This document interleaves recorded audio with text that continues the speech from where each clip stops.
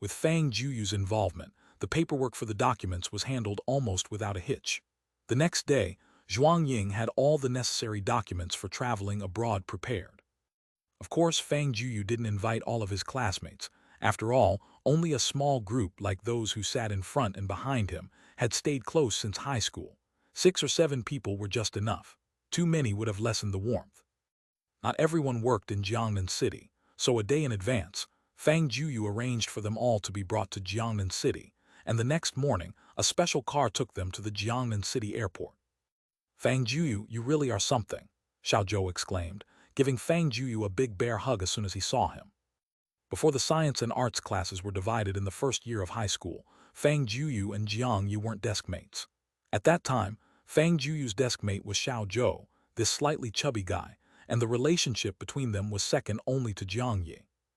They always had a small group chat, and everyone already knew about Fang Jueyu buying their company for the Fang family. As soon as they met, Xiao Zhou started. "You have no idea, my supervisor used to be so arrogant. As soon as us new graduates joined, we got scolded every day. Other internet companies have a 996 schedule. Ours was at least 9116. My hair was thinning after just 6 months." You should have heard him when he called to inform me about the time off yesterday. His tone was so humble, as if afraid I'd actually go back to work, calling me Brother Xiao at every turn. Haha, it was just so satisfying. Xiao Zhou felt a rush of pride. "Enough already. What do you mean something? If it wasn't for me calling him yesterday, he would have forgotten us in Siberia," Zhang Yi said irritably. "Fang Jueyu, I'm really thankful you gave me some time off, but promoting me to this position doesn't feel right. I mean, I'm not qualified in terms of age or experience to be a chief physician." Clearly, Zhang Meng, being a doctor, was troubled by the promotion. Becoming a chief physician requires substantial experience and medical skill, and Zhang Meng had only just started working at the hospital. How could she be at that level?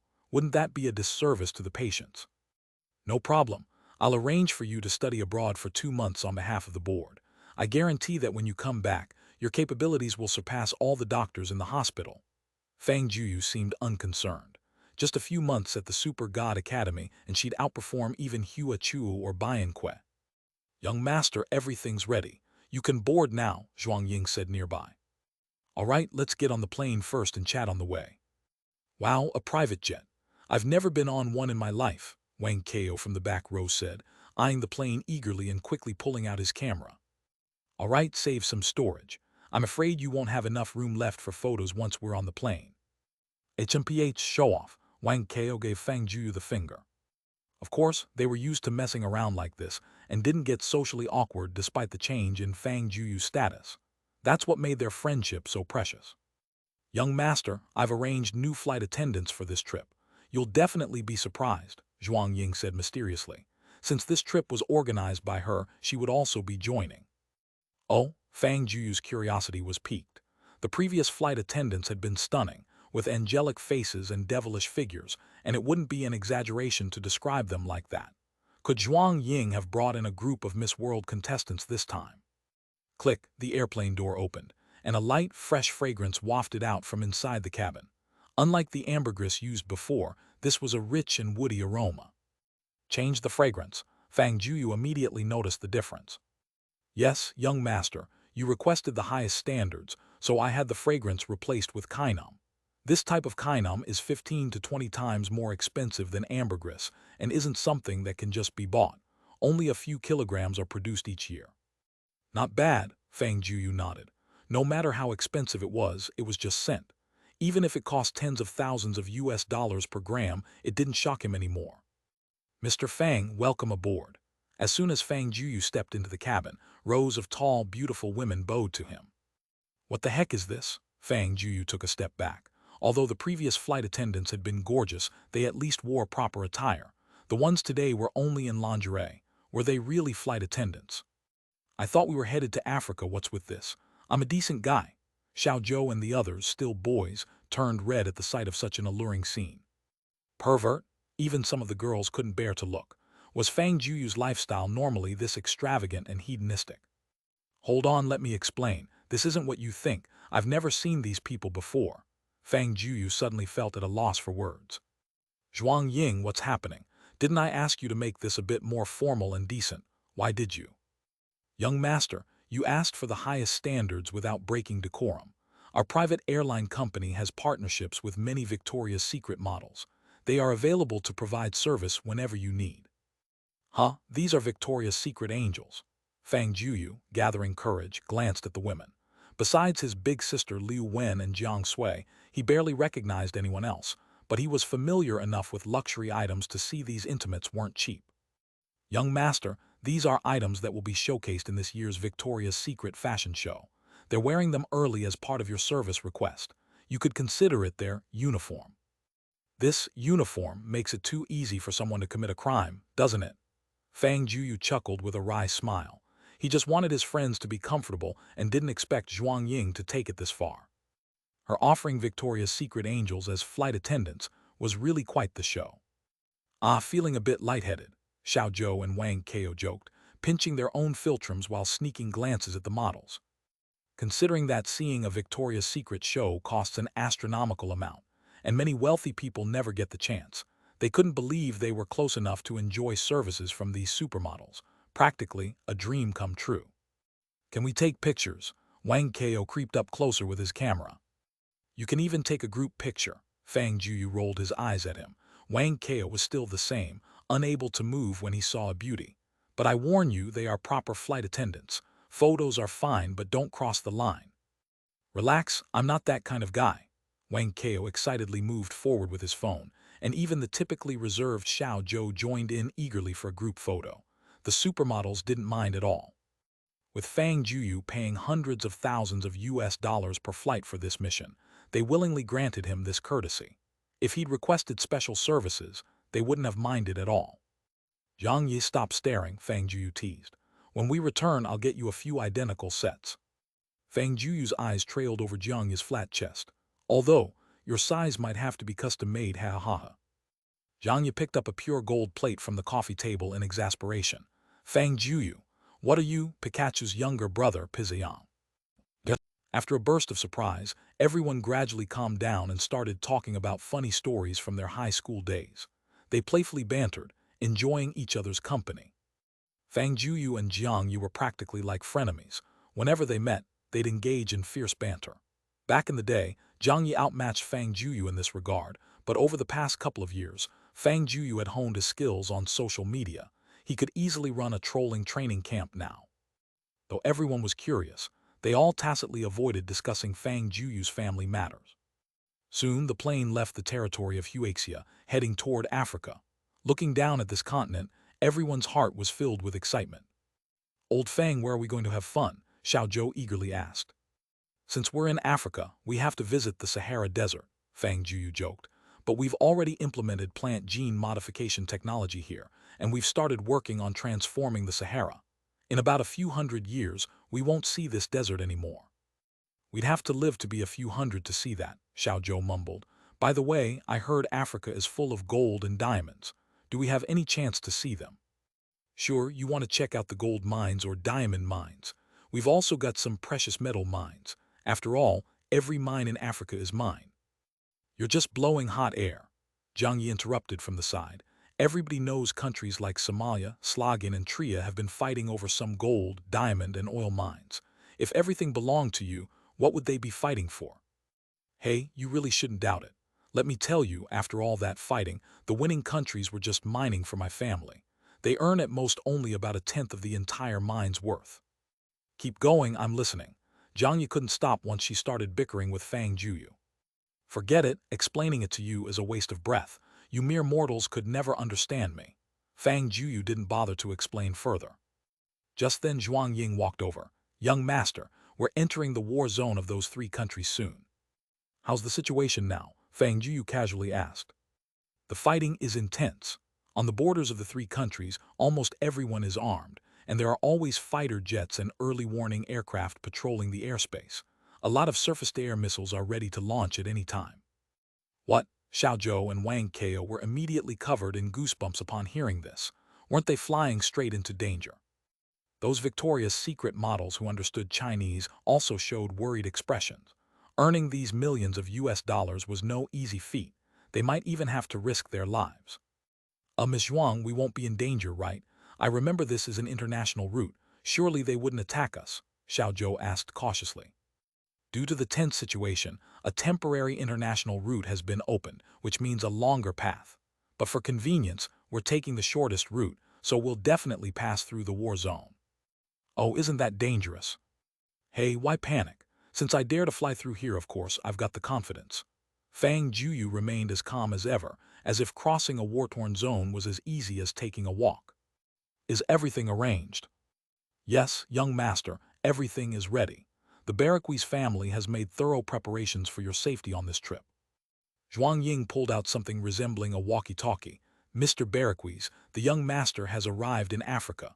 We're about 200 kilometers from the war zone. You can dispatch the escort team now. What escort team? Everyone was puzzled. Had Fang Jueyu arranged some kind of security measures? You'll see in a few minutes, Fang Jueyu said with a mysterious smile. At the Somali border, a group of troops was diligently deploying, ready to prevent any enemy raids, with their equipment constantly running.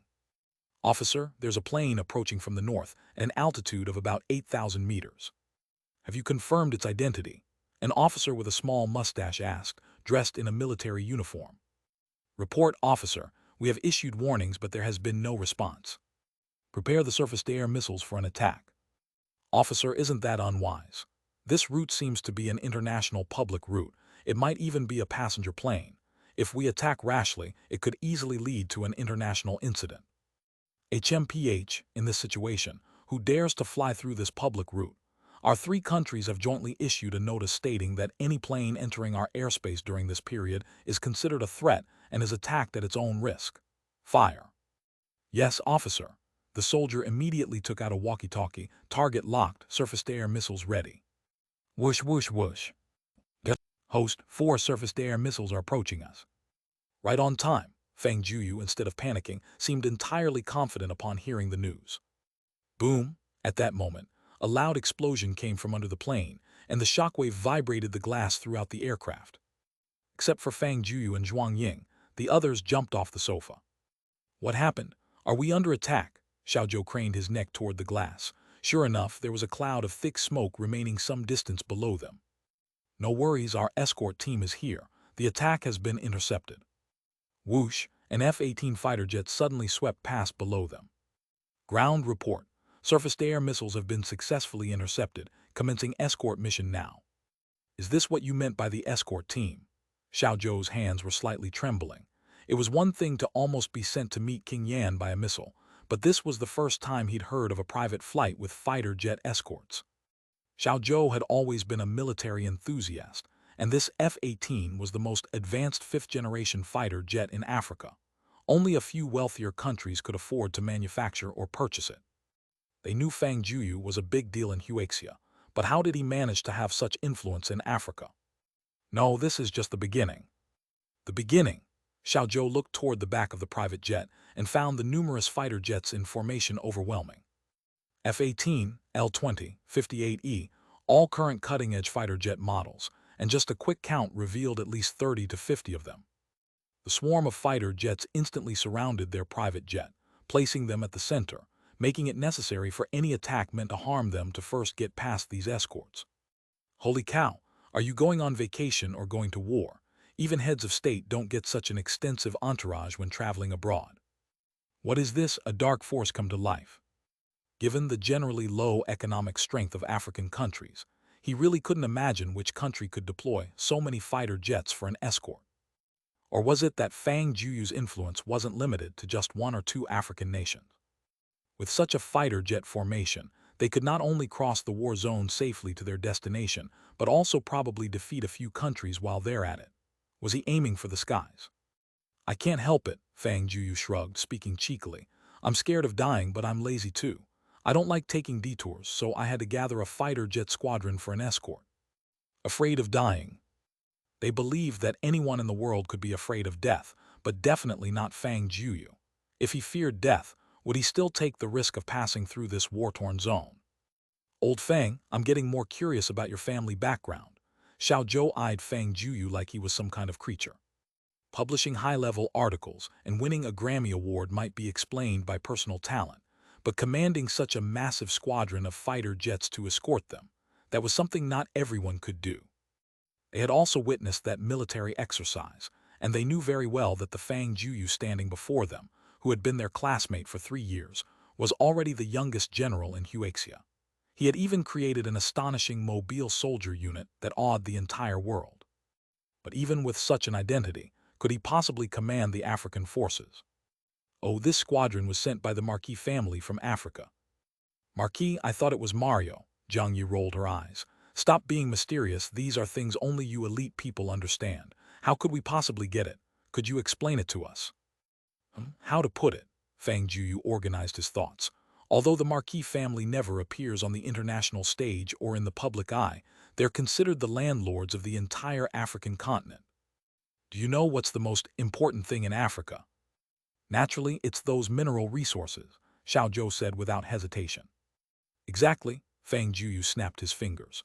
The Marquis family controls the entire African mining industry. You could practically say that all of Africa's gold mines, diamond mines, crystal mines, among others, are under their control.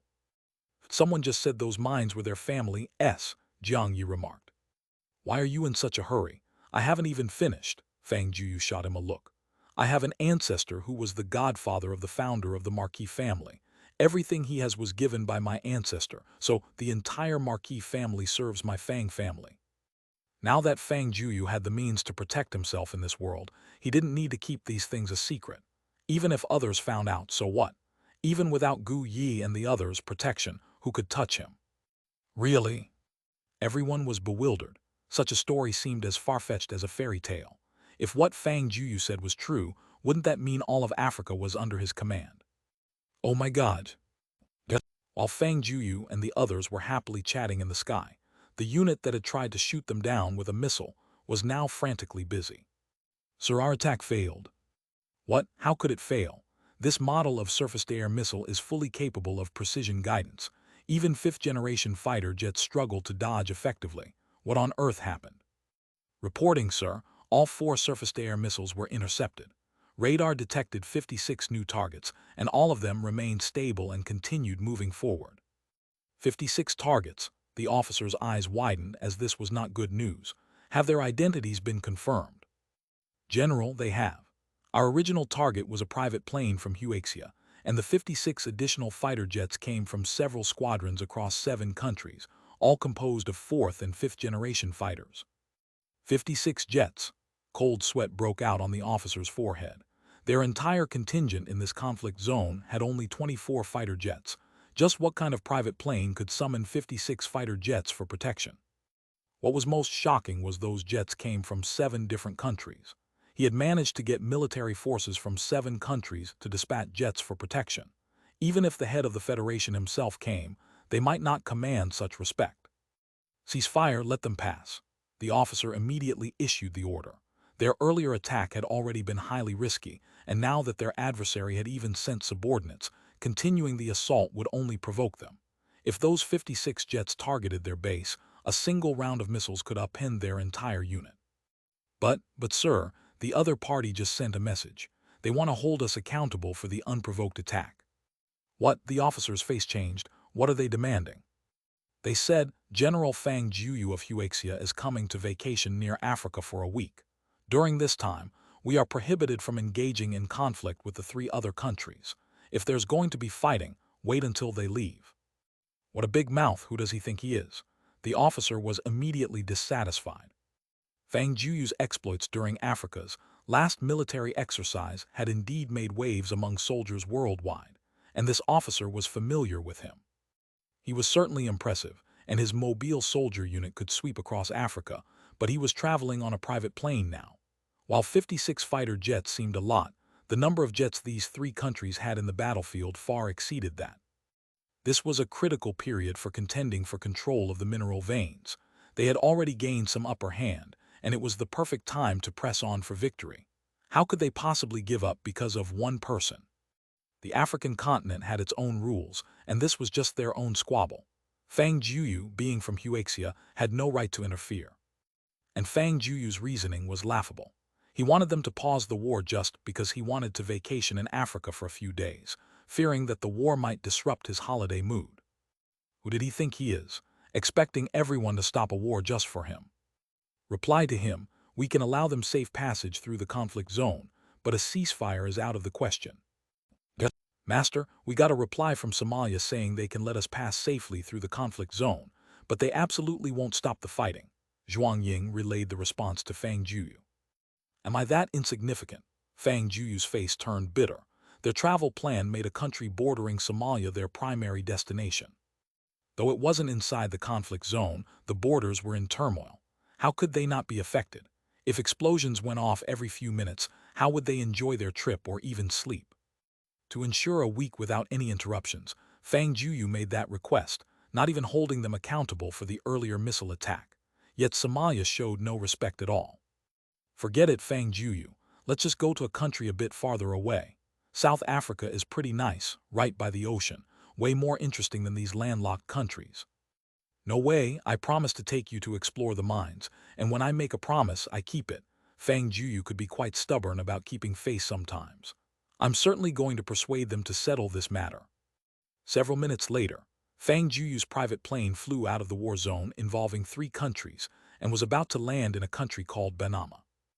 In this country, there were 3 gold mines and 1 diamond mine. The gold mines produced tens of thousands of tons each year, with an annual gold output exceeding 100 tons. The diamond mines industry also produced several million carats annually. These mineral veins were all privately owned by the Fang family, while Banama only had development and profit-sharing rights. Their daily profit amounted to just about 1/10 of this production income. But even this small portion of income was enough to fund most of the country's development annually. This showed how terrifying owning mines could be. No wonder such a massive battle broke out among 3 countries for just these development rights. After completing the escort mission, dozens of fighter jets returned one after another. Although the battle was nearby, according to international laws, the war could not spread to Banama, at most only have a slight impact. The usual way, each crew member gets a $1 million limit, the pilot $2 million. As long as the plane doesn't have a flight mission, let them play as they wish, Fang Jueyu instructed. Yes, young master, I will arrange it immediately. Tusk, it's inhumanly extravagant. Wang Kao shook his head and said. Come on, could I treat you poorly? Whatever you want to eat or buy, put it on my tab, just don't go overboard, ha ha ha. Thud, a series of dull sounds came from afar, and the ground vaguely shook. After the fighter jets returned, the 3 countries began fighting again, as if the earlier pause was just a short intermission. They're nuts, still fighting. Is there no end to it? If this continues, how can people sleep at night? Fang Jueyu said with a grim expression. Zhuang Ying, please arrange accommodation and lunch for my classmates first. We'll visit the knitting diamond mine in the afternoon. I need to go out for a bit and we'll be back soon. Fang Jueyu opened the hatch at the bottom of the private plane, and there was the sun god he had brought along. Young master, you're not really going to mediate, are you? Zhuang Ying asked. What, mediate? As soon as others heard this, they became anxious. Although Fang Jueyu was extremely wealthy and influential, this was still a war. Once the flames of war ignited, no one cared who you were. Even if you were the richest person in the world, a single shell could send you to the beyond. It seemed Fang Jueyu still planned to drive alone into that war zone. Did he think he was just going shopping? Fang Jueyu, are you crazy? There's fighting there. Are you asking for death? Zhang Yi grabbed Fang Jueyu. Yes, it's noisy, but we're only staying here for 1 night. Didn't we agree to go to Cape of Good Hope tomorrow? We won't be disturbed there. Don't worry, I'm not stupid. I haven't had enough fun yet. Fang Jueyu pried Zhang Yi's hand off. I'll be back in half an hour at most. Don't worry about me. I'll be back soon. Miss Zhuang, please persuade him, It's okay, Miss Zhang. You don't need to worry about the young master. It's just a small conflict. It won't harm him. Although Zhuang Ying had never been to the War Academy, she knew that Fang Jueyu had already become like Gogh, even beyond the realm of humans.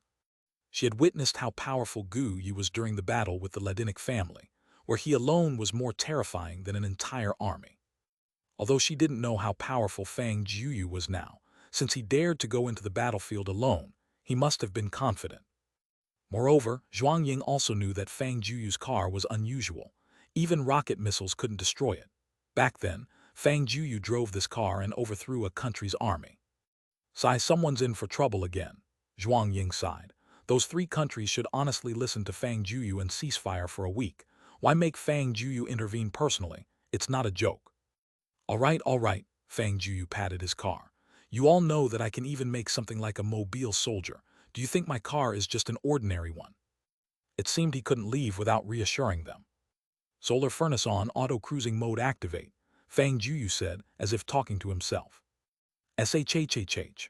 Pale green particles spread across the surface of the sun god as it slowly hovered beside Fang Jueyu, waiting for him to board.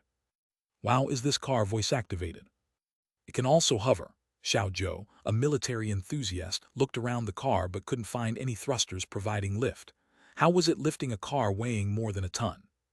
This is no ordinary car, Fang Jueyu smiled. Activate the weapon system. Zzz tilde. Several dark barrels appeared at the front on both sides of the car. Holy shit, is this a transformer? Hahaha, would I go there without some skills? Fang Jueyu said. This car's weapon system isn't weaker than the EXA-07, and it doesn't require me to drive it manually. Just 3 tiny countries. I'll be back after mediating. After speaking, without waiting for further persuasion, Fang Jueyu drove and disappeared into the sky. This guy must be crazy. I feel those 3 countries are in for a rough time. At the junction of 3 countries, 3 modern mechanized armies fought fiercely, with explosions, flames, and screams echoing incessantly. No one was willing to take a step back in the battle for mining rights. After weeks of fighting, all 3 sides suffered heavy losses, but nothing swayed their resolve. Officer, there's a problem. All our radio equipment is down. Chaos erupted in the Somali command center as almost all systems were unusable. What? How could this happen? We don't know the cause yet. Our radio signals seem blocked by some medium, making transmission impossible. Damn it, the officer slammed the table. What about our equipment on the battlefield? Wait a minute, why has it suddenly become so quiet? Where's the sound of gunfire? It was at that moment they noticed something unusual. Could the enemy systems be malfunctioning too? Let's go check it out. They guessed correctly. The entire war zone's signals had been blocked by high-energy particles emitted by Fang Jueyu's solar furnace. Now, on this battlefield, aside from the most conventional firearms and other individual weapons, all other equipment had become useless. What on earth is going on? The officers from the 3 countries came to the front line. Without advanced weapons, each side became exceedingly cautious, hiding behind cover to observe the enemy's moves. Just then, a purple vehicle gently descended, floating about 5 or 6 meters above the ground. A young man jumped out of this vehicle that looked like a sports car, scanning the surroundings with a fierce gaze, full of disdain and disgust.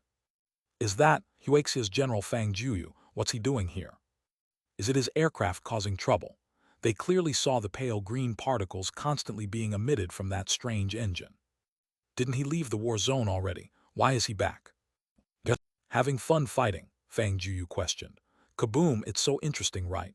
Do you know you're being really noisy? I'm trying to vacation in Banama, and if you keep fighting, how am I supposed to rest? General Fang, this is an issue between our 3 countries. Not even the UN can intervene. You have no right to interfere. What do you mean I can't intervene? These mines belong to me. What are you fighting over? Stop fire and withdraw your troops immediately, or I'll blow all your planes and tanks away. Fang Jueyu, who are you threatening? With the help of a translator, the generals of the 3 factions understood what he had just said. We respect Huaxia and show Huaxia face by calling you General Fang here. Do you think this is Huaxia? The general of Slajing said bluntly. Your mechanized forces are indeed impressive, but they're not in Huaxia. Do you really think you alone can make a ceasefire? Aren't you overestimating yourself? That's right, Fang Jueyu.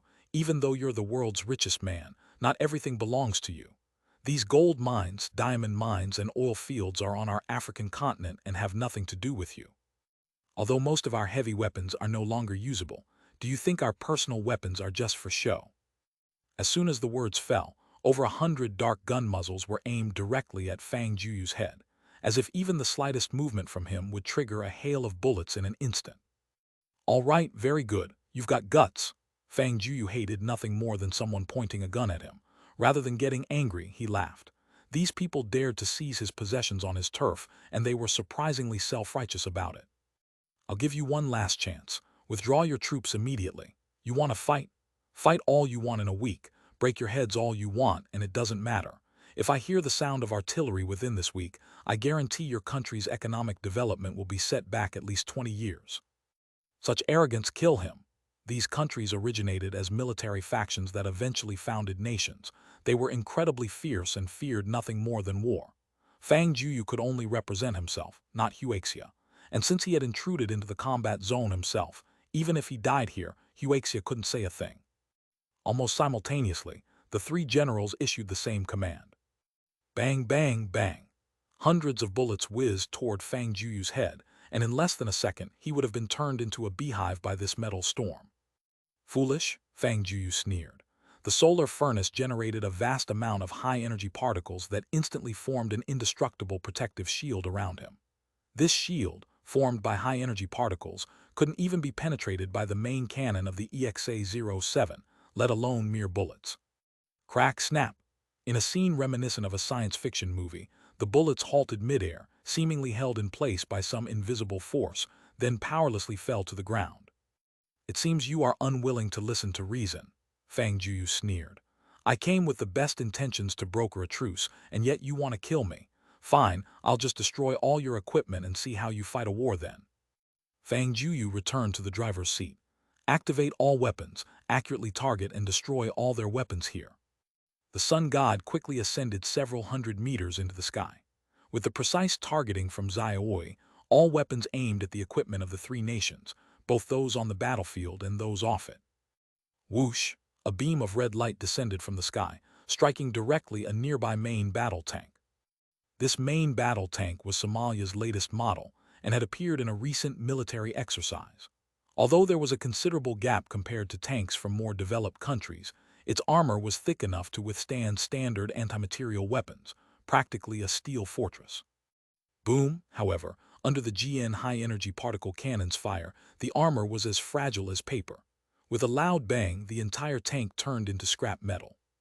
Boom, another Tria fighter jet was shot and destroyed. Fang Jueyu was here to mediate, not to engage in conflict, so all his targets were unmanned equipment. Boom, boom, boom. Deafening explosions continuously echoed across the battlefield. These nations were not particularly wealthy, or they wouldn't be fighting so fiercely over a mere tenth of these mineral profits. Each tank, each fighter jet was their lifeline. With every explosion, their hearts bled. What kind of weapon was this? Why wasn't it showcased during the initial military exercises? How could something no bigger than a car unleash destructive power rivaling that of a carrier group? And how was such a thing personally owned? But now they couldn't afford to think about any of this. If they let him continue, their country's military would have to disband. Without equipment, what troops would there be? Stop, General Fang, please stop. We won't fight anymore, we'll cease all actions. General Fang, we're begging you, please stop. We were wrong, we shouldn't have disrupted your trip. General Fang, we'll withdraw immediately. We promise not to fight for a week, no. Even after a week we won't fight. In just a few seconds, Fang Jueyu destroyed 32 tanks, 17 armored vehicles, and 21 fighter jets. This loss was greater than weeks of battle combined. If he continued destroying their equipment, even if they wanted to fight, they would have no weapons. Such a massive military loss meant they would certainly face a court-martial on returning to their countries. To them, this young man and the purple sports car-like weapon had become demons descended upon Earth. Fang Jueyu descended back to the ground, looking at those dark artillery barrels, and everyone was filled with fear. What happened? Weren't you going to keep fighting? Why aren't you fighting anymore? You seem to be having a great time, Fang Jueyu said. Mr. Fang, we won't fight, we've stopped. The three generals dared not act arrogant in front of Fang Jueyu anymore. Those beams had only struck their planes and tanks. Had they struck their bodies, there wouldn't have been anything left of them. They now realized how foolish it was to have fired upon Fang Jueyu. Fine, you don't need to fight over it anymore. Divide these mineral rights into 3 parts and develop them separately. I'll speak with High Wire. Upon hearing this woman's name, the 3 generals trembled, as this woman was the true owner of these mineral resources, and it seemed Fang Jueyu knew her.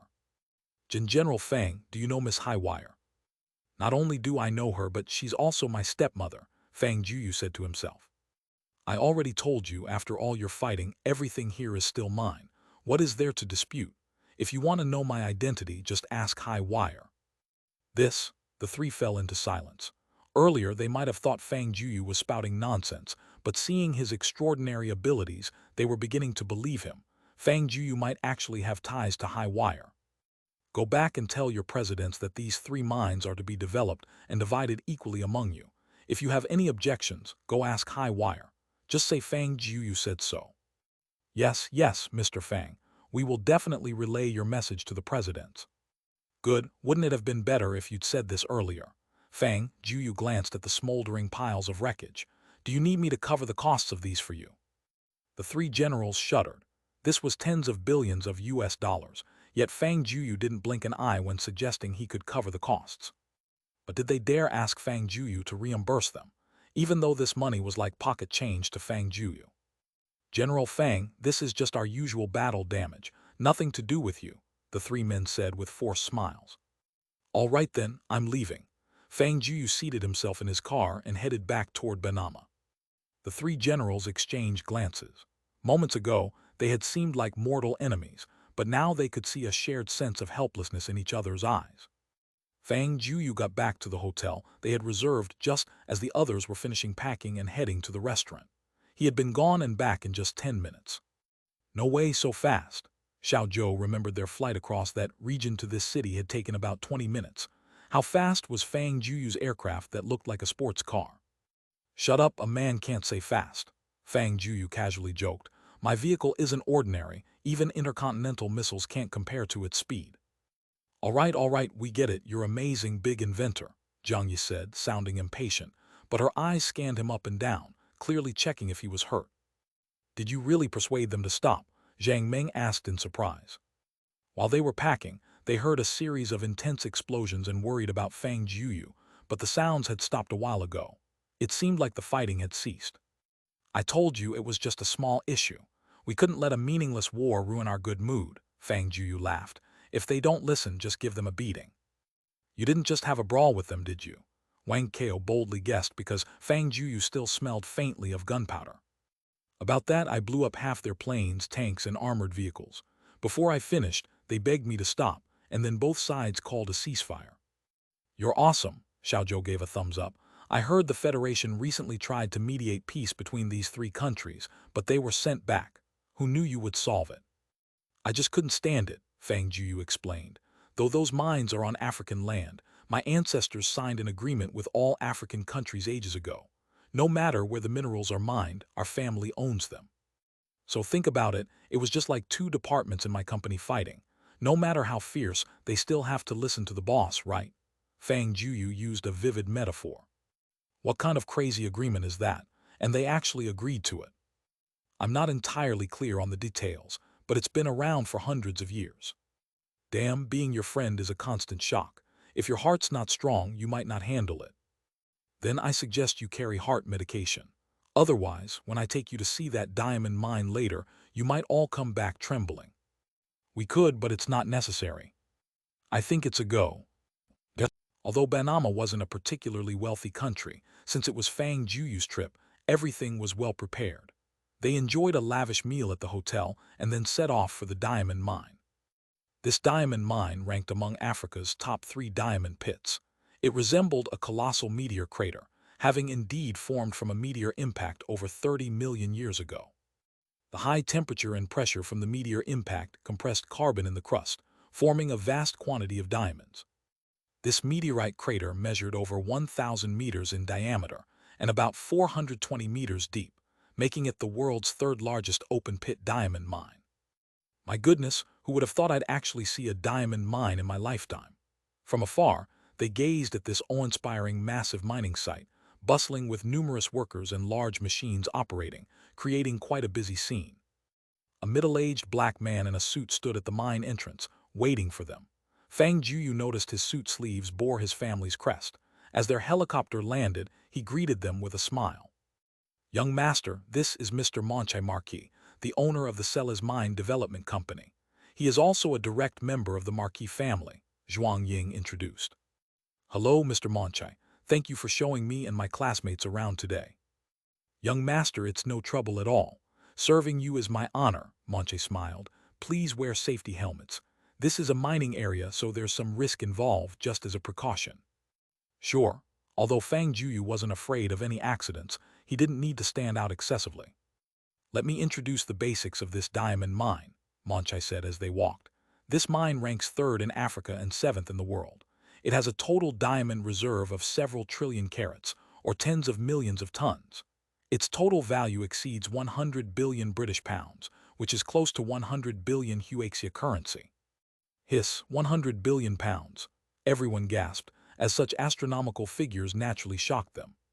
But Fang Jueyu was long numb to these hundreds of billions. The fighter jets and armored vehicles he destroyed today were also worth billions of dollars. "Most diamonds mined here are sold.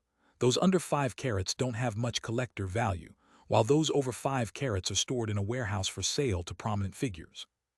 Under 5-carat diamonds. Hearing this, Fang Jueyu couldn't help but twitch his mouth. He truly wasn't trying to be showy. There was once a Huaxia actress who claimed diamonds under 1 carat were worthless, lacking collector value. This statement was ridiculed online and became a meme. Unexpectedly, at Fang Jueyu's mine, the standard had quintupled. Women are undoubtedly passionate about diamonds, and Jiang Yi and the others were no exception. According to market prices, diamonds over 1 carat, depending on color and cut, ranged from 20,000 to tens of thousands or even hundreds of thousands of Huaxia currency. They couldn't imagine the worth of a 5-carat diamond. It might be millions, yet they called million-dollar diamonds scraps. Was this the worldview of the rich? They realized it. This was the legendary incompatible worldviews. As for those over 30 carats, they're processed with top craftsmanship and stored in the mine's museum. These aren't for sale, prepared for the young master's use. Since the mine's official opening in 1975, and after what the young master has used, there are 131 over 30-carat top-class diamonds. "Can we see them?" Honestly, the girls weren't interested in the diamond mine, as all they could see were rocks and piles of sand with no trace of diamonds. But when they heard there was a diamond museum, their eyes lit up immediately. The entire mining area had a spiral structure. Looking down from above made one's hands and feet feel weak. It was said that flying over the mine was prohibited because of the intense convection caused by temperature differences, which could suck things in the sky into the mine hundreds of meters deep. The work of mining diamonds was indeed quite complicated, but the Marquis family's people were willing to spend money. Moreover, this museum was open to the public for a fee, making the mine a famous tourist attraction with many visitors every day. Upon entering the interior of the mine through an elevator, it was revealed that the museum was carved out from the mountainside.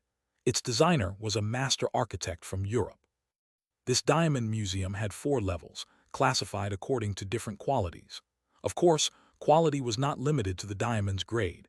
Excellent cutting craftsmanship could also significantly enhance a diamond's value. The Marquis family paid a high price to invite a team from Belgium, the diamond country. Thanks to them, diamonds extracted here were immediately turned into the finest crafts. They could even cut dozens of facets on a 0.001-carat diamond, a feat of artistry. The first level exhibited diamonds from 0.2 to 5 carats, the most in number, and were for sale with marked prices. Even the smallest diamonds, after such processing, were worth over 20,000 Huaxia currency. The second level showcased 5 to 10-carat gems, also available for sale. However, they required buyers to name their price. Only reasonable offers would be considered. The diamonds here were worth tens of thousands of US dollars. Diamonds on the third level were beyond mere treasures. Each one over 10 carats was a rare gem, not for sale, exclusively used by the Fang family when needed. Each diamond was worth at least several million US dollars. As for the fourth level, it was the museum's most important area.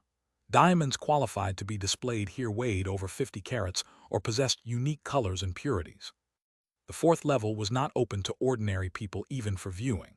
To visit, one had to prove a wealth of over 50 million US dollars or a significant status level. The diamonds on Fang Jueyu's sun god's eagle were sourced from this place. Our museum may not be the largest diamond museum in the world, but the diamonds from the fourth level could be the crown jewels at any diamond museum worldwide. Listening to Monchai Marquis' introduction, not only the girls but even the boys showed eager expressions. The implication was clear that no other diamond museum in the world was worth mentioning. "We're here." After passing through a long corridor, they reached the museum entrance. The museum's doors were made of two heavy iron gates with an embossed eagle, whose eyes were adorned with two red gemstones and wings with countless small diamonds. This eagle's wings are studded with 1,230 diamonds, valued at around 18 million US dollars. Are the eyes made of diamonds too? Zhang Yi asked. Yes, lovely lady. These are extremely rare blood diamonds, which are the rarest among colored diamonds, Monche explained. The largest blood diamond in the world currently weighs 5.11 carats. Musiva. Yes, this lady knows her stuff. Monchai was a bit surprised Zhang Yi knew the name. Although these two aren't as large as Musiv, they weigh over 3 carats and are valued at more than 20 million US dollars. Oh my, using 20 million US dollars worth of diamonds just for a door. Aren't you afraid they'll get stolen? Ha ha ha, you're joking, sir. Our museum's security is no less than any bank, watched 24/7 by a special team, and no one in Africa would dare eye the Marquis family's possessions. Monchai's words carried immense confidence. Monchai, take us inside. Certainly, young master, please follow me. Monchai whispered something to the museum staff, and their eyes immediately filled with awe as they took several badges out from a cabinet. Young master, the third and fourth levels of the museum have access controls, but these badges allow entry to any level. Okay, Fang Jueyu nodded and distributed the badges to them. Wow. As soon as they walked into the first-level hall, the girls' eyes sparkled. Under the spotlights, the nearly 1,000 square meter floor glittered with diamonds. Some diamonds were only cut, while others were made into necklaces, earrings, rings, and other jewelry. As for the prices, these professionally ambitious visitors could only look on in awe. The first level had quite a few guests, and it seemed to be the only level where ordinary people could afford to shop. Many tourists picked out the diamond jewelry they wanted and lined up to pay. Tusk, tusk, tusk. If someone gave me a diamond this size, I'd definitely marry them, Zhang Yi said with envy. That's because you lack vision, Wang Kao teased. If you had secured Fang Jueyu back in high school, forget a few diamonds. The whole diamond mine would be yours. Ha ha, crude words but makes sense. Even Zhang Meng sat behind Fang Jueyu. How come you never thought of it? Xiao Zhou joined in the teasing. You two deserve a beating. The two girls playfully pounded the boys with their fists as Zhang Xiyu laughed along. Let's go see the lower levels. Fang Jueyu, who had seen many diamonds over 30 carats, found little wonder in these. The lower levels held diamonds of true collectible value. Holy smokes, an 8-carat diamond ring. Wouldn't wearing this just weigh your hand down? My goodness, it must be at least $1 million US dollars. Even selling me wouldn't cover it. Sir, this ring is estimated at approximately 2.1 million US dollars. Sorry for interrupting. Oh boy, a 10-carat diamond earring. I wouldn't dare wear this out. Miss, these earrings have been reserved by a princess from the neighboring kingdom for 2.7 million US dollars. Heh, I'm just looking. I wasn't planning to buy. Oh my God, a blue diamond. Isn't this the same color as the ocean star from Titanic? Yes, sir. Although not as precious as the ocean star, this is the most valuable diamond necklace on this level. This blue diamond weighs 9.98 carats and was hand-carved by Mr. Beweisel from Belgium, estimated at 21 million British pounds. I'm too poor. Sir, these are only second-level exhibits. Despite their high value, they're still purchasable. From the third level onwards, money alone may not be enough to buy. I must be crazy letting Fang Jueyu, that scoundrel, bring us to such a place. I think the same way. Young master, this is the third level. Monchai led them to the next exhibit hall, which was about 400 square meters in size, noticeably displaying fewer diamonds compared to the upper levels. Young master, the diamonds on this level are between 10 to 30 carats, with many of high-quality colored diamonds. Actually, the blue diamonds from the second level should be placed here too, but we always need to showcase some real treasures to dazzle the ordinary visitors, Monchai explained. Although visiting this third level did not require asset verification, it required an additional ticket costing about 20,000 Huaxia currency, so not many people were willing to spend that money to enter. There were only about 5 or 6 visitors on this level. In total, there are 509 diamonds on display on this level. Of course, this isn't all our diamonds. Most are stored in a treasure vault. The most valuable here is an extremely rare green diamond. Please come this way, young master. In the center of the exhibition hall was a magnificently luxurious display stand. enclosed with a large piece of tempered glass, surrounded by 4 cameras monitoring the spot with no blind angles. On this display stand lay a diamond necklace, with a green diamond whose color appeared like the aurora borealis. The size was almost like a quail egg, brilliantly cut to show a dazzling spectrum. Even more amazingly, under the lighting, an aurora-like color appeared to hover over the green diamond. This case is filled with a special gas, hence the auroral effect. The original weight of this diamond was 53 carats. After cutting and polishing, it was 28.77 carats. This special light effect was an accidental presentation.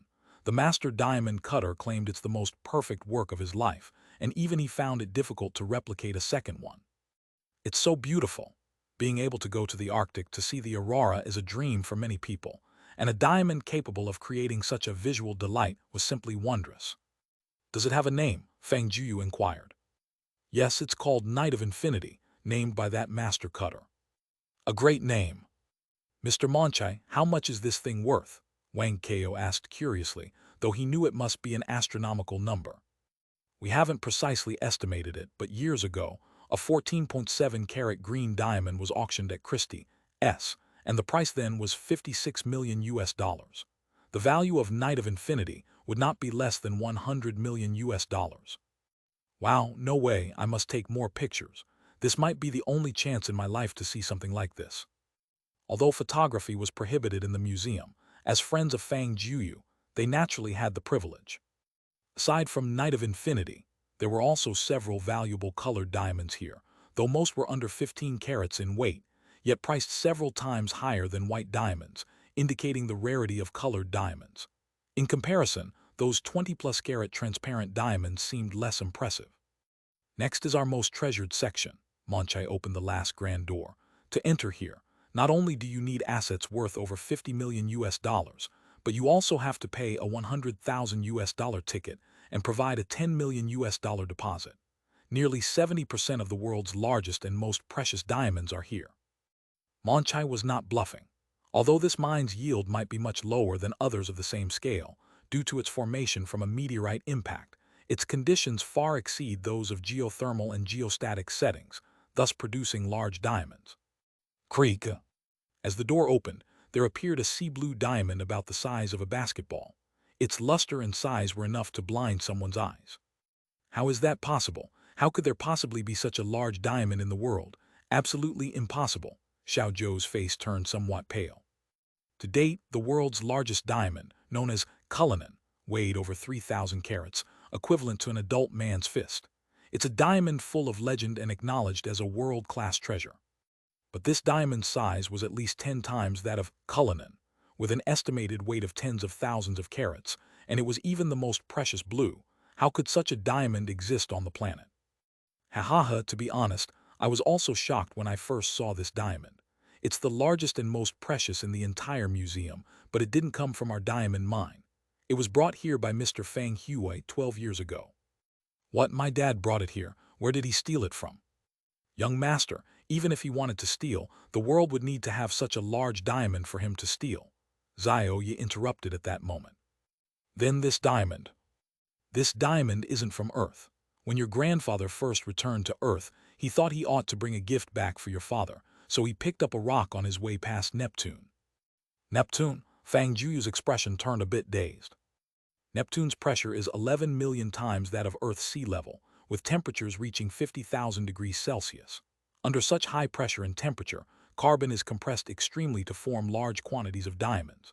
Even on Uranus and Neptune's surface, the land is essentially made of diamonds. A basketball-sized diamond, there is just another stone by the roadside. Yes, while local people would consider it a treasure on Earth, in the vast universe, it's just a stone no one would bother to pick up. It's only human horizons that limit their thinking. With this thought, the priceless diamond museum became immediately worthless in Fang Jueyu's eyes. Wow, a 57-carat pink diamond. There's also a 110.2-carat yellow diamond here. Wow, if you add a black diamond, they could even form Tencent's diamond membership here.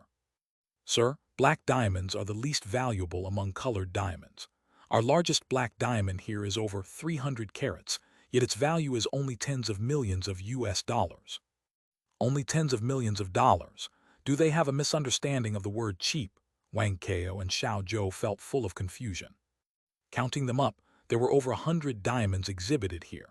Aside from that basketball-sized blue diamond, the total value was roughly around 17 billion US dollars.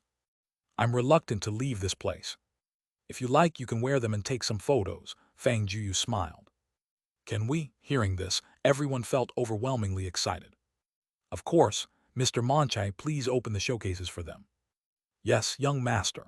Since these items belonged to Fang Jueyu, he was in charge of everything here. Zhang Yi chose a pink diamond necklace, Zhang Meng picked a pair of purple diamond earrings, and Zhang Xiyu selected a blue diamond pendant. Your clothes don't seem to match well. Although the jewelry was high-end, their casual wear indeed seemed a bit mismatched. Young master, the museum has many dresses prepared for guests who want to take pictures. These young ladies can put them on. You really have thought of everything. The three girls immediately burst into joy and changed into dresses. Set off by three high-end gowns, the jewelry glistened brightly. This was how they should appear. After half an hour of photo sessions, they reluctantly returned the diamond jewelry. Mr. Monchai, please package these three items for me. The three girls were momentarily stunned.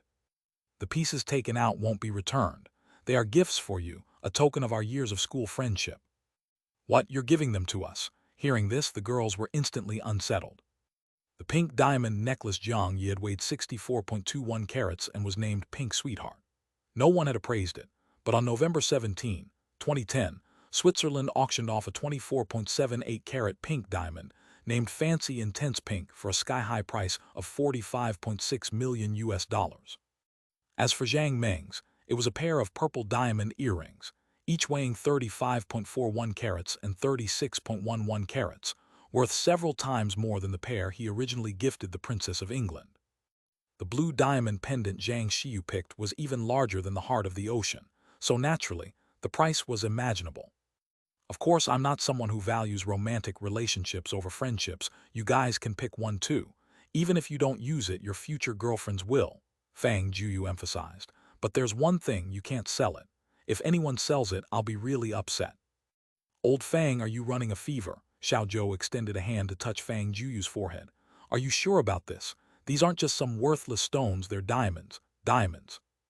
They didn't know the exact price of these diamond accessories, but judging by their color and size, and the fact that they were displayed on the fourth floor of the museum, they had to be worth at least tens of millions of US dollars, if not over $1 billion.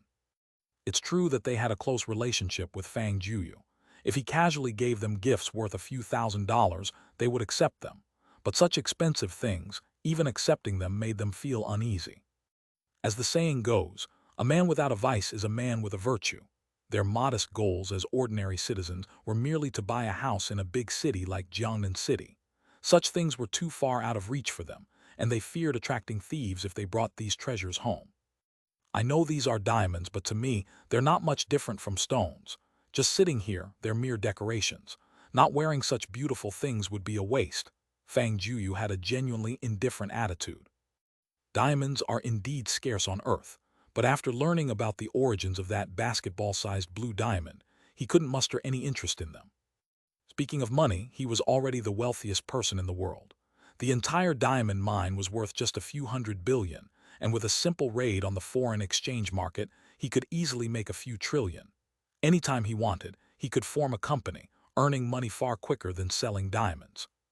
As for cultivation, these weren't precious energy gems like sage crystals. If he wanted to, he could directly buy a spaceship through the Spacetime store and dig out a large chunk from Uranus or Neptune. He just didn't believe he couldn't buy equipment that could withstand such extreme temperatures and pressures. So it's not like he was being wasteful.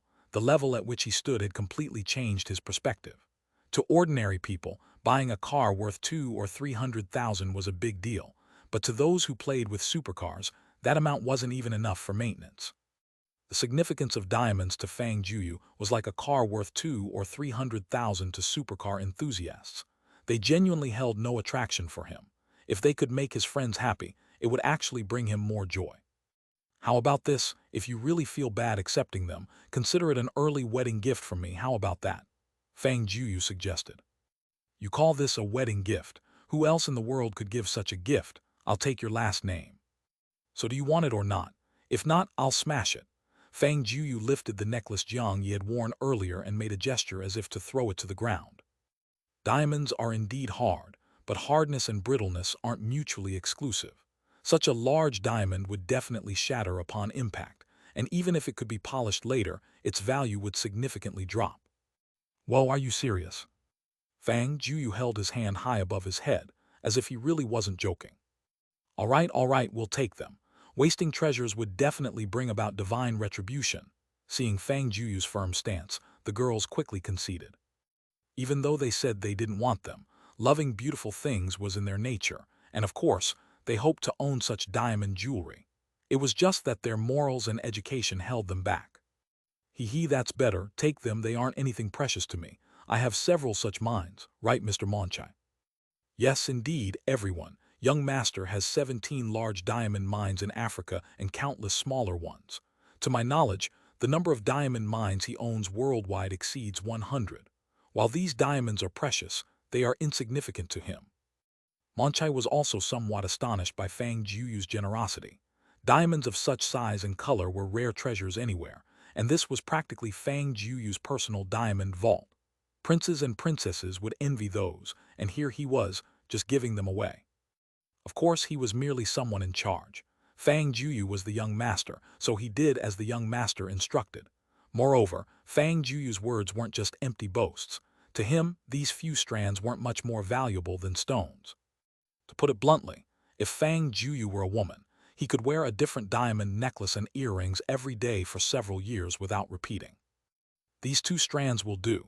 Fang Jueyu picked 2 diamond pendants weighing over 40 carats each. Remember, when picking a girlfriend and wife, think it over thoroughly. I only give this once, and if you lose it and your wife runs away, don't come back asking me. With such a generous gift, we must find reliable partners. I wonder what background young master's friends have to receive such extravagant gifts so effortlessly. In Monchai's mind, he had already deemed Jiang Yi and the others to be the offspring of significant figures. If he knew these people were just his high school classmates, he would probably be overrun with countless thoughts. Mr. Monchai, please have these jewels packaged, otherwise carrying them would be too extravagant. Yes, young master, I'll make arrangements immediately. Also, pick some rings that fit their sizes. Since these items can't be used daily, help me get some wearable accessories for them, nothing too extravagant. Understood, young master. Whoa, do you have some sort of strange obsession? Maybe Boss Fang intends to supply all our future jewelry. Don't want it, then I won't give it to you. We'll take it, only a fool wouldn't want it. After receiving diamond jewelry worth billions, the smaller items, which were worth just a few tens of thousands of dollars, seemed trivial, and they weren't as concerned. Tusk, I actually regret not clinging to you more. Jiang Yi was naturally bold and spoke without reservation when she was happy. Don't say that. If I were a woman, I couldn't resist wanting to sleep with old Fang. Wang Kao looked at Fang Jueyu flirtatiously. Get out of here. If you 2 want to pick up soap, just do it yourselves, don't drag me into it. Hey, you didn't say that last time in bed. What did I just hear?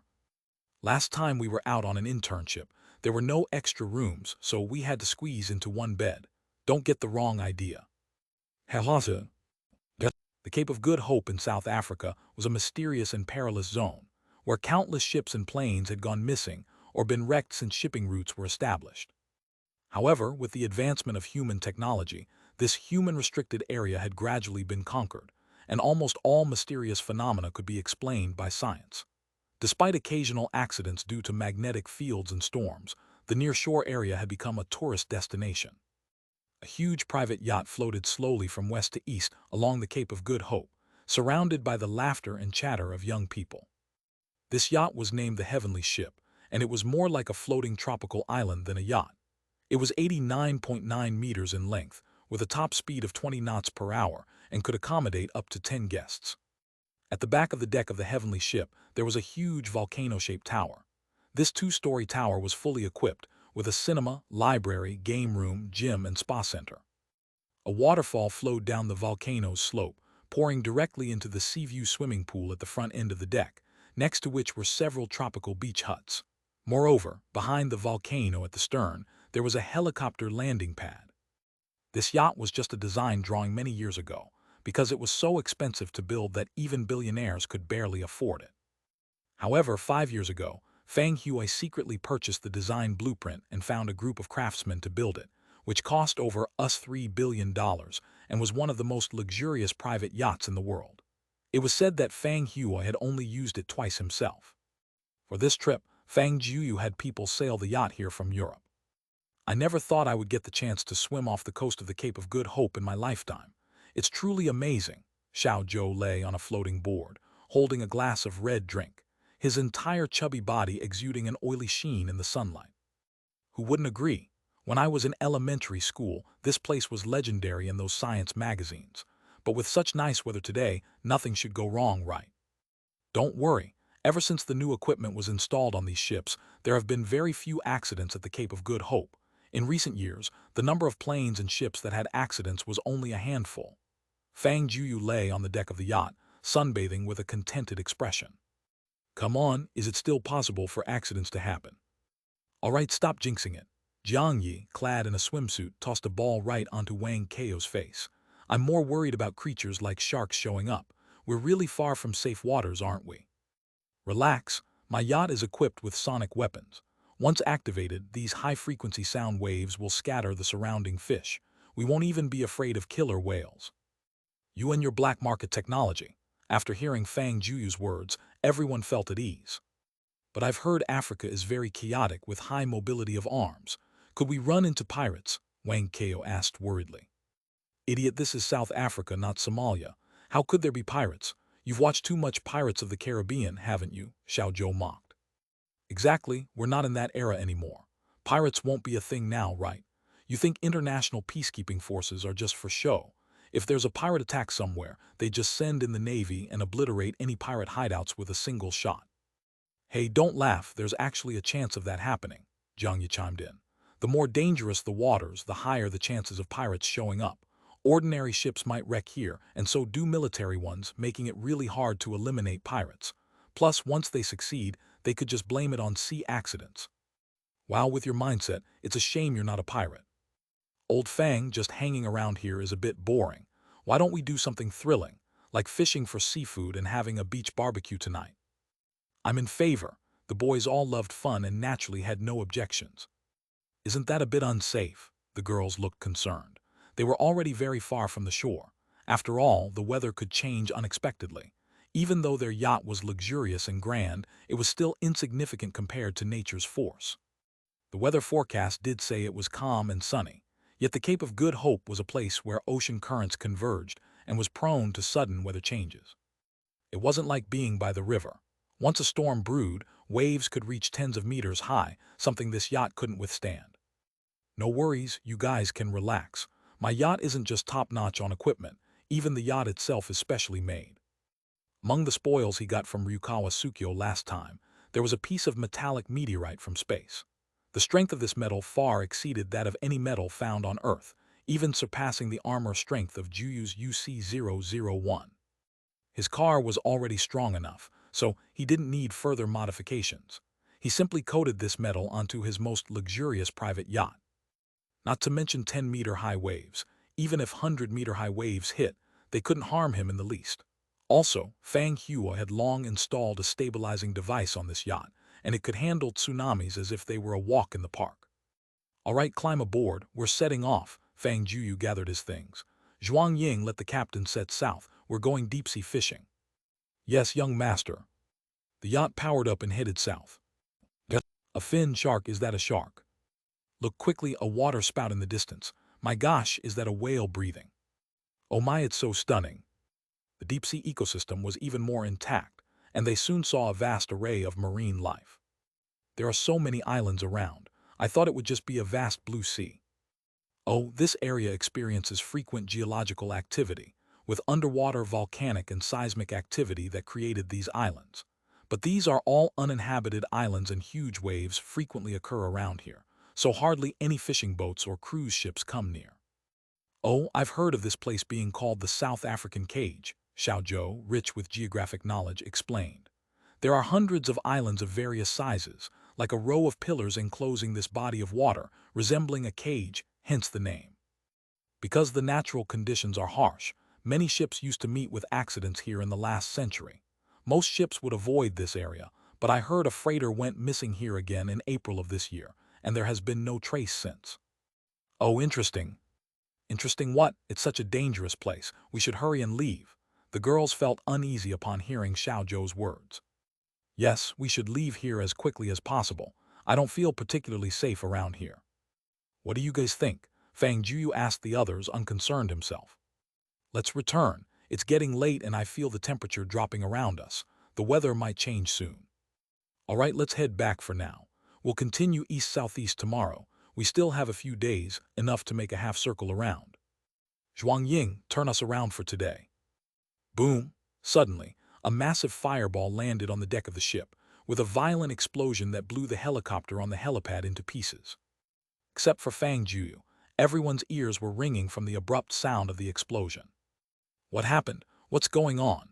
Zhuang Ying immediately picked up the walkie-talkie to contact the crew on the observation deck. Miss Zhuang, it seems like pirates. What pirates? Zhuang Ying was stunned. Young master, we have to leave quickly. Leave? I want to see where these pirates are coming from. Did Liang Jingru give them the courage to hijack my boat? Fang Jueyu said. I want them to pay for this. A few kilometers away, 3 fully armed ships that looked like warships were heading toward the yacht, with the lead ship's main cannon barrel emitting wisps of white smoke. That earlier shot was fired from this ship. The people on board were wearing uniform combat gear, carrying a large amount of weapons and equipment, but they emitted a lewd aura, with a strong scent of blood surrounding each of them. Looks like we've hit their deck. One of the men observed Fang Jueyu's ship through a telescope.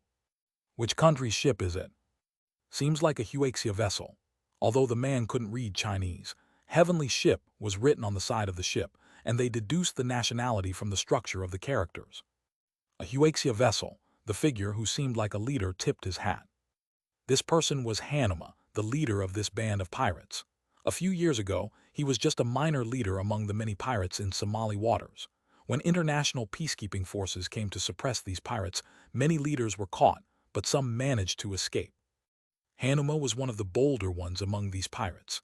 He brazenly returned to Somali waters afterward, as the plundered goods were not kept in their hideouts but stored on uninhabited islands. Using his memory and experience, he found a large stash of armaments and wealth left by the pirates on those islands, and then left the Somali waters with his gang. However, though they all escaped, their information was intercepted by nearby international forces. There was a bounty of millions of US dollars on his head, making it impossible for him to take all the wealth to any country to live a life of luxury. He found no place on any continent. Then they came to this sea area and discovered the South African prison zone. This sea area was unpredictable and mysterious, serving as a perfect hiding place, with many natural caves on its islands where they could build shelters and hide their pirate ships. So Hanuma took root here.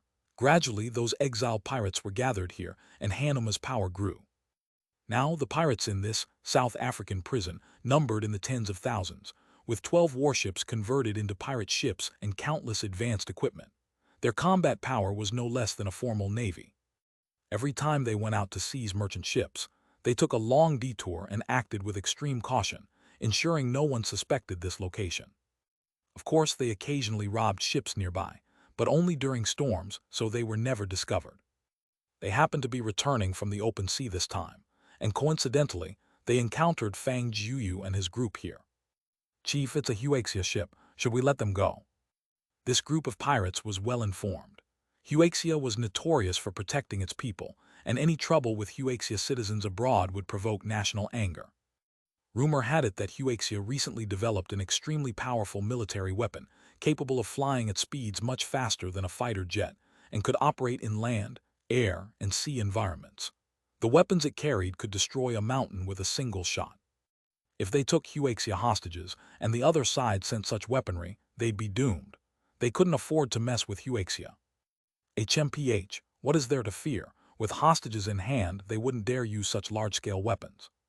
Chief, this yacht isn't ordinary. It seems to be a private yacht. I heard a few years ago that it was completed in Europe, and it looks like its owner is touring South Africa.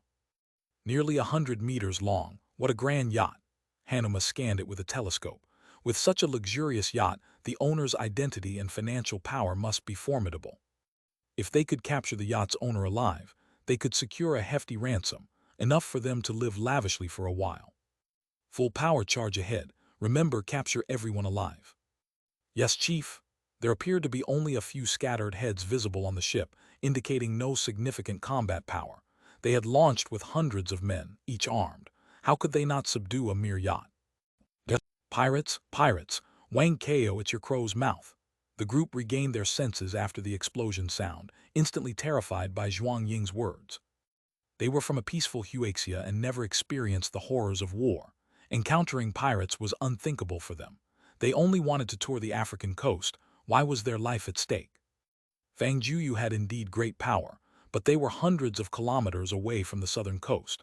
Even the fastest assistance would take time, and it would take considerable time for the fighter escorts arranged by Fang Jueyu to arrive. The pirate ships were already speeding toward them just minutes away. The yacht's maximum speed was only 20 knots, while those pirate ships, modified from warships, were more than double their speed. They couldn't escape even if they turned around now. Damn, Lao Feng, we're all going to be hostages for the pirates now, Xiao Zhou trembled, his fat quivering with fear. The girl's eyes were bloodshot, almost on the verge of tears. Hey, why are you guys panicking? It's just a bunch of pirates daring to blow up my ship. Fang Jueyu's yacht was incredibly robust. The earlier cannon fire had only blown up the sightseeing helicopter, leaving the deck unscathed. Even so, he couldn't swallow this offense. Damn, Fang Jueyu, they're pirates who kill. This isn't a joke, Wang Ko screamed hysterically. We should turn around immediately. Any delay helps. Quickly find someone to save us. It seems you guys have no idea about my capabilities. Fang Jueyu helped them up. Come on, into the bridge with me. What are you going to do? The deck seemed vulnerable to cannon fire at any moment, while the bridge appeared much sturdier. They didn't understand what Fang Jueyu intended to do. Mr. Fang, we have to turn around and retreat immediately. Even if there's a sliver of hope, we must try. The bridge's personnel were merely Fang family hired crew. No worries, you guys rest on the side for a bit, I'll handle this. Fang Jueyu stood in front of the control platform and operated it skillfully. He lifted a transparent lid on the main control panel and pressed a blue switch. Even the crew found it strange, as they never knew what the switch was for, only instructed that it should not be used casually unless in an exceptional situation. Electromagnetic light shield activate. Fang Jueyu forcefully pressed the button. In an instant, a faint blue light film shrouded the over 100-meter-long yacht. What kind of black technology is this? Energy shield. Impossible, this is just a conceptual defense system, you. Cut it, buddy, I could even create Gundams. What's an electromagnetic light shield? Maximum speed, ram them. Fang Jueyu started up the yacht with no intention to flee. Dare to blow up my ship, today I'll show them who they've messed with. Chief, that yacht is charging at us. What? Hanuma was stunned. They had only ever seen people frantically fleeing at their sight, never met one charging at them. Did they think they were an aircraft carrier? Give us a break. We're pirates, not delivery men. Would you please respect us and give us some face? What's with that layer of blue light? Leader, we don't know either. Something seems off. Fire another warning shot at them. Aim for the hull, not the deck. Dead men are worthless. Yes, aim at the hull and fire. Boom! Another fireball shot towards them, but the two ships weren't stationary relative to each other. Their gunners seemed to lack precision, and this shot went directly towards the bridge. We're done for. Everyone instinctively closed their eyes. Thud! There was a giant impact, but the anticipated shaking of the earth and the mountains didn't follow.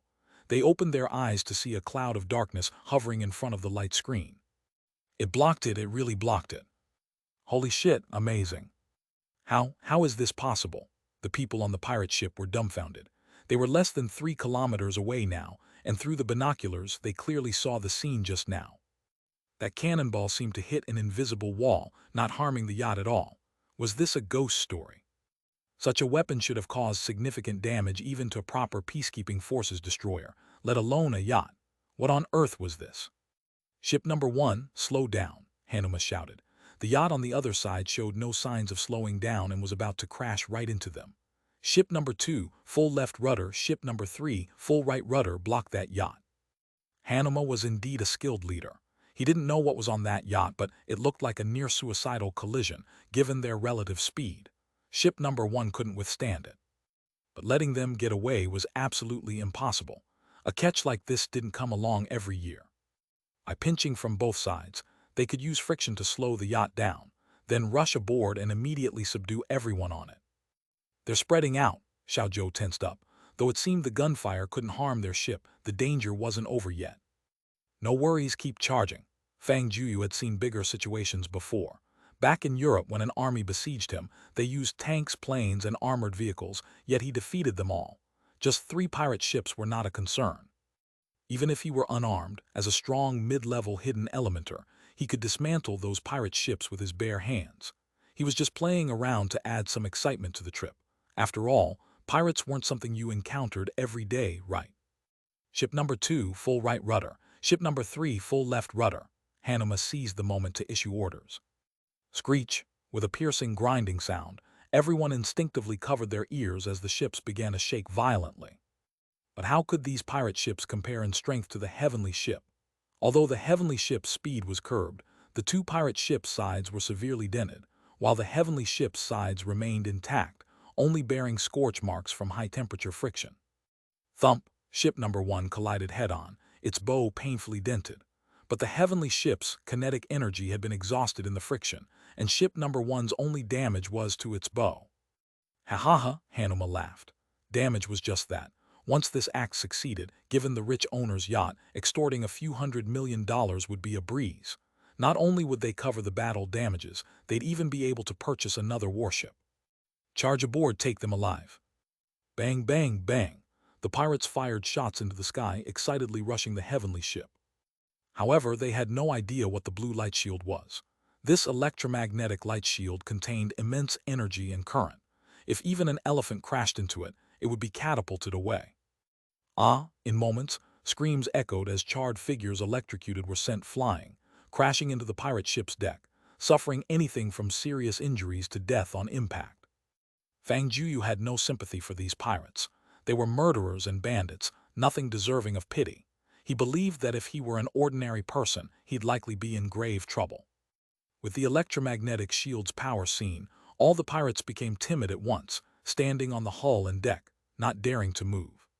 "Come on, keep charging." Fang Jueyu and everyone moved to the deck.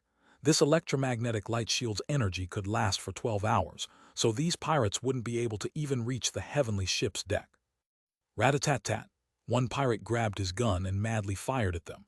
However, the bullets rebounded effortlessly, even injuring several pirates. "Stop," Hanuma immediately ordered his men. "Don't shoot recklessly." "Who's the leader?" Fang Jueyu stood fearlessly in front of the electromagnetic shield, shouting. "I am." Hanuma stepped forward. Even though the Huaxia people's ship was strange, he was still the pirate leader, and his dignity couldn't be compromised. "Host, this is the wanted pirate leader Hanuma, a remnant of Somalia." Little Yi quickly retrieved this information. "Hey, you blew up my helicopter, Big Shaggy," Fang Jueyu said. "That helicopter was a private chopper produced by the United States Sikorsky Company, limited to 10 worldwide, worth $29.6 million US. Pay up." Fang Jueyu spoke in Somali, and Hanuma and his pirates understood clearly. "Ha ha ha," Hanuma laughed, having only heard of pirates extorting others. In all his years as a pirate, it was the first time someone demanded compensation from him. Was this a joke? "Huaxia boy," Hanuma's tone darkened. "I know this ship of yours might be equipped with some new technology, but eventually the energy will run out and you can't hide on it forever." Hanuma said to his men, "Tow their ship back. This person has an unusual background and someone might come looking for them in this sea soon." "Yes, leader." The 3 warships revved up, collectively dragging the heavenly ship toward the depths of the South African cage. "I've jammed all the radio signals around. You can't send a rescue signal, and once that strange light membrane disappears, I'll cut out your tongue." "You want to cut out my tongue?" Fang Jueyu flipped Hanuma the middle finger. "I'm right here, come on in and get me if you can." Hanuma was a man who had faced Allied forces, sieges without flinching, yet he'd never suffered such an insult. But there was no way around it. He didn't dare enter the light shield and could only watch as Fang Jueyu taunted him from within it. The pirate warship's engines were incredibly powerful, and the 4 ships headed toward the South Africa cage at a speed of 40 knots per hour. They sailed into the bay area of one of the islands, where there surprisingly was a huge natural cave. The cave was 100 meters tall, easily accommodating 4 or 5 warships with space to spare, and several pirate warships were docked at the sides, with numerous armed pirates roaming around. Who would have thought there'd be a secret pirate hideout here? I really underestimated them. This cave was like a dark refuge from the world. Beyond the outer harbor, there were rows of extremely simple structures built, where the pirates and their families indulged in carefree revelry, eating, drinking, and gambling. The 3 pirate warships towed their yacht to the innermost part of the cave and departed, but left over 100 armed pirates to keep watch. Once Fang Jueyu's electromagnetic shield energy was exhausted, they could immediately board and capture them. Hey, old Fang, we're fine for now, but what should we do later? With the defense system on your yacht being so powerful, it should also be equipped with weapons, right? Why not give them a shot and flatten this pirate hideout? Sorry, I didn't anticipate this scenario, so there aren't any weapons installed. Fang Jueyu spread his hands innocently. Even the electromagnetic light shield was a temporary installation. Otherwise, he could have converted it to use cosmic source energy and used it indefinitely. What about your purple sports car? Didn't you use it to intimidate the military of 3 countries? Get it here immediately. Isn't it equipped with auto cruise and remote control? My girlfriend is going on an outing with friends this afternoon, so I lent her the car. Come on, are you serious? You're not joking. Why would I joke with you? Fang Jueyu checked the time. Oh shoot, it's almost 6 and I'm starving. Why don't we grab something to eat first? The electromagnetic light shield's energy won't run out for 12 hours, and it's only been just over an hour. We've got enough time until tomorrow after we wake up. You can still think about eating. Our lives could be at risk soon. What, we're only dealing with a few pirates. Is there a need to be so scared? You think I'm acting calm? This is called having confidence. Hearing this, Wang Kao and Xiao Zhou's eyes lit up. Do you have a way to contact someone to rescue us? No, it's not that. The signal here is blocked, so I can't send out any communication signals, and I don't have any weapons here. At this point, Zhuang Ying glanced at Fang Jueyu. She clearly had communications equipment that could contact the outside world, made by the Fang family's private factory. It could bypass even this electromagnetic interference and communicate with Earth from the moon. Heaven knows how the Fang family managed to develop this thing. But seeing it and revealing it are 2 different things.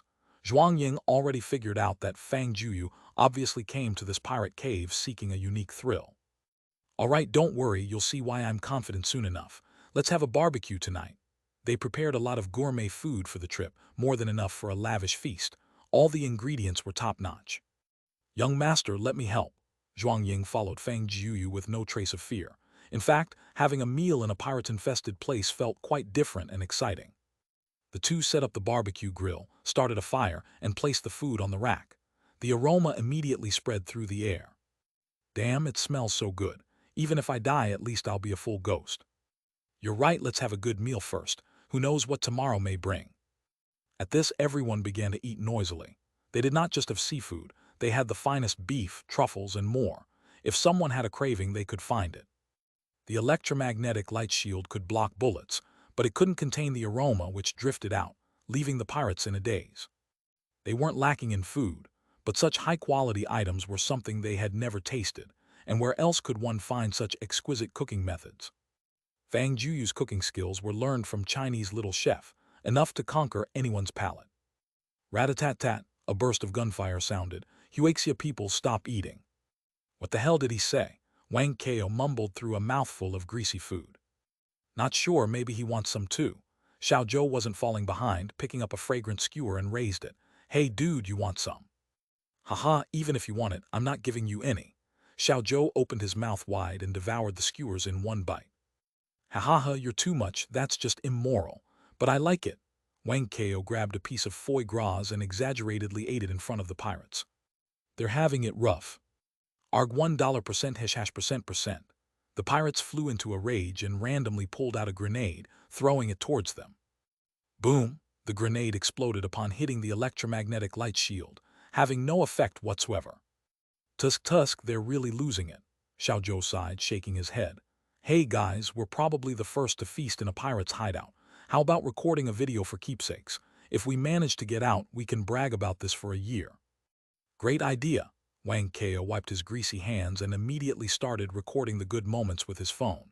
Check this out, 20 million soft light dual cameras to illuminate your beauty. When I post this, it's going viral, and I'm going to Oppo for advertisement fees." The pirates were livid, their molars nearly grinding down. They were the pirates. Pirates. This was a pirate lair, not a resort. Do these Huaxia people have no fear of death? Hic. After nearly 2 hours of eating, everyone couldn't stop hiccuping. Wow, that was satisfying. If only we had a hot spring bath and an open-air movie now, it'd be perfect. HMPH, I thought it was something difficult. Come on. Fang Jueyu got up and walked to the hot spring on the deck. Did you think it was just decoration?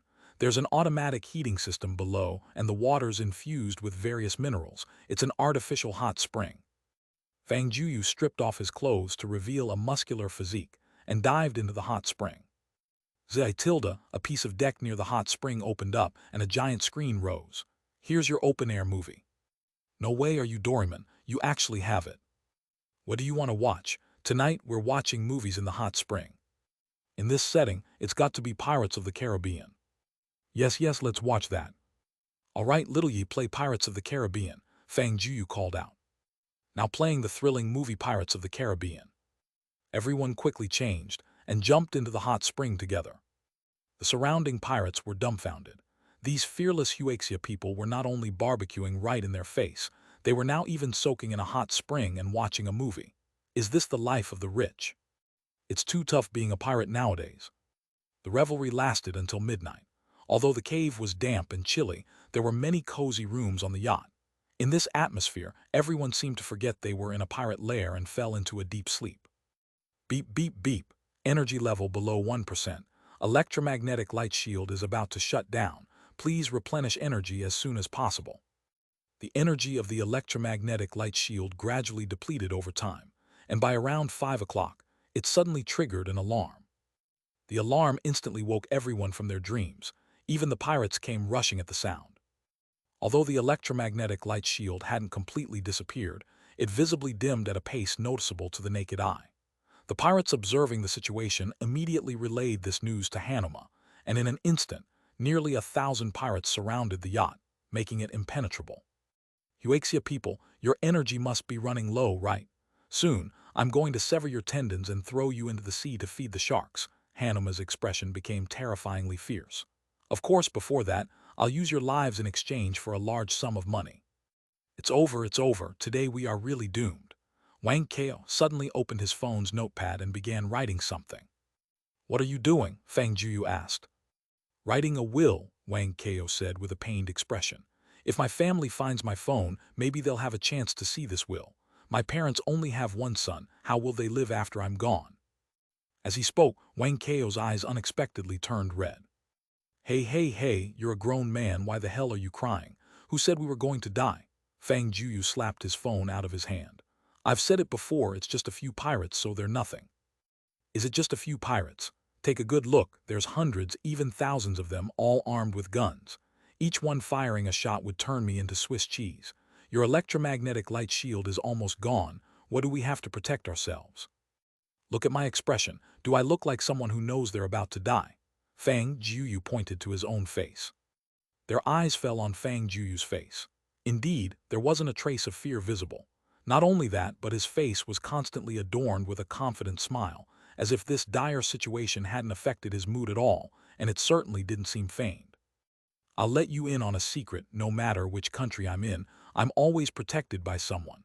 That person has been close to us ever since we set sail. How is that possible? Jiang Yi said. We've been drifting at sea all along, and apart from the people on our boat, how could there possibly be someone nearby unless that person can fly? And even if there is such a person, this place has over 1,000 pirates. Is he Iron Man or something? Hey, you guessed right. This person can actually fly, and is likely more powerful than Iron Man. Huh? While they chatted animatedly, the energy of the electromagnetic light shield finally vanished, and the pale blue barrier faded completely. Bang! A pirate threw a stone down, which fell directly on the yacht's deck and wasn't bounced away by any force. Boss, it's okay now. Capture them all. Hanuma waved his hand, and without protection, they were just like sheep surrounded by wolves, without any power to resist. Wait, Fang Jueyu shouted. Stop, Hanuma ordered his men. Huaxia person, what other tricks do you have? I don't have tricks as such, but I'd like to give you another chance. You destroyed my limited edition helicopter and kept us in this place for a night. Shouldn't you compensate for property and economic losses? Here's the deal. I'm a person with a big heart, so let's call it 5 billion US dollars. If you don't have money, paying in kind is fine. I know you pirates have a lot of gold and treasure. Ha Huaxia person, at this point you still have the mood to joke, Hanuma laughed. Do you have the qualification to bargain with me? Know your position, you're in my hands now. Oh, really, but I feel like I've got you all surrounded myself. If you're not afraid to die, come on up and try. Hearing Fang Jueyu's words, Hanuma suddenly thought of something. Wait, don't go up yet. Fang Jueyu's ship was incredibly strange. So far, no country they knew of had invented such protective shield-like defensive weapons, and who knew if there were more dangerous surprises on board. Rushing up recklessly would only increase their casualties. Ha look, this fool actually believed it. Fang Jueyu pointed at Hanuma and laughed. Old Fang, why are you provoking him? Desperate people can be terrifying once they lose it. Sure enough, Fang Jueyu's laughter made Hanuma snap back to reality. If they really had other weapons, how could they be caught here so easily? Dare to toy with me? Hanuma stubbed out his cigarette on the ground with a stomp. Capture them all and cut off the head one's hands and feet first. Yes, boss. Dozens of armed pirates immediately jumped onto the heavenly ship. As expected, nothing happened. It's over, they all huddled together. Old Fang, didn't you say there was someone? Where is he? Call him out to save us. All right, I won't scare you anymore, Fang Jueyu said. Come on out. A yawning sound echoed in the cave, but the owner of the voice was nowhere to be found. Master, if you hadn't called me, I'd have fallen asleep. A middle-aged man, looking almost identical to Gogh but much slimmer, descended from the sky to their surprise. He can fly. Wow, you were telling the truth. No way, you look exactly like Gogh. You're one of his siblings, aren't you? Yes, master, my name is Gogh. Gogh is my younger brother. Damn, how many siblings do you actually have? Fang Jueyu now realized Gogh had a brother, a sister, and now here came an older brother as well. Master, our Gogh family has 7 siblings in total. Are you the 7 Calabash brothers? Fang Jueyu couldn't help but quip. All right, I'm not in charge of family planning. Fang Jueyu waved his hand. In truth, he could handle a situation as small as this himself, but he didn't want to reveal his power in front of his friends. It was better to use others as a cover. Gogh was stationed in South Africa and was a source energy user with exceedingly strong spiritual power. So Fang Jueyu only needed to send out a signal with his spiritual power, and Gogh could pick it up easily. In fact, Gogh had been in this cave since last night. If Fang Jueyu hadn't restrained him, he would have already joined them for dinner. Fang Jueyu, who exactly is this person? Oh, he's just a private bodyguard trained by our family, don't worry. With him here, these pirates are doomed, Fang Jueyu said. Let's go, let's brush our teeth and wash our faces. Once he's done dealing with them, we can have breakfast.